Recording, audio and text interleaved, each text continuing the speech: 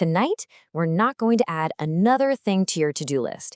Instead, we're going to gently peel back the layers of noise to rediscover the focus that is already yours. This is your guide to coming home to it. You know that feeling? You sit down to do the one thing that truly matters, but your mind, it's already somewhere else. A ghost in its own home, just adrift in a sea of digital noise. That feeling isn't a failure, it's a symptom. Because, well, this is what modern life does. It's a kind of conditioning, really. We are, without even realizing it, teaching our own brains to crave the very distractions that keep us from our deepest work. But what if you could retrain your attention? Not through force, but through a few simple, elegant systems.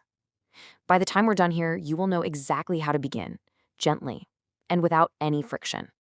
Our first step isn't about trying harder, it's about creating silence. This is the quiet protocol. It's a system for hearing your own thoughts again, maybe for the first time in a long, long time. You know, there's a term for this. It's called cognitive overload. It's a state where our focus isn't just divided, it feels shattered into a million little pieces. But this isn't who you are. You're not broken. Your brain is just running a program it was taught. And tonight, we can begin to gently rewrite that program. For the next 30 days, I want you to become a quiet observer of your own life. Just divide your day into 30-minute blocks, and in each one, simply notice where your attention went. You'll start to see the patterns, the quiet little thieves of your time. And then, with no judgment at all, you just let them go. So, once you've quieted the world outside, how do you navigate the world inside? This next system is all about moving from a state of confusion to one of absolute, effortless clarity. And this contrast, it's everything, isn't it? On one side, you have the anti-zone, that heavy feeling of being stuck, paralyzed by too many choices, knowing you should do something but just not knowing what. And on the other side is the zone, that beautiful, elusive state of flow where progress feels as natural as taking a breath. You know, the path from one to the other is surprisingly simple. It all starts with a destination, one that's chosen only by you.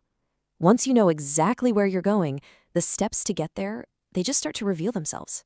And taking just one of those steps every single day is what unlocks that beautiful, productive state. So I'll ask you, right here in this quiet moment, what is it that you really want?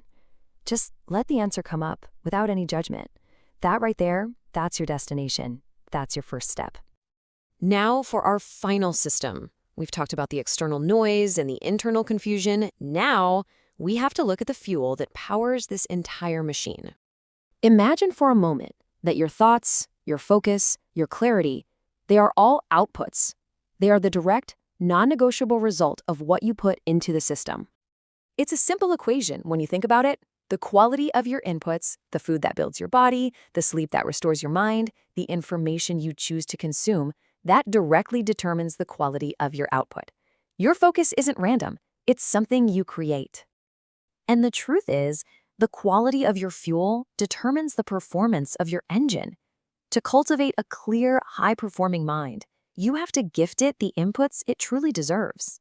So, where do we begin this journey? Not with some grand, sweeping change, no. True change always begins in a single, quiet moment. Right now. I invite you to try this today. Find just 30 minutes of pure silence. Ask yourself that one essential question, and then just listen. Listen for the whisper of an answer that's been waiting for you to hear it. So this is your path forward, a gentle protocol to quiet the noise around you, a clear system to find your direction within you, and a conscious choice to fuel your inner engine for the beautiful journey ahead. I want you to think of it this way. Your attention, your precious, undivided focus, it's like a private, sacred space, a secret garden that only you can tend to. You get to decide what seeds are planted. You decide what gets watered and what gets weeded out. So the only question left is, what beautiful things will you choose to let grow there? To those still listening, I'll see you at the top.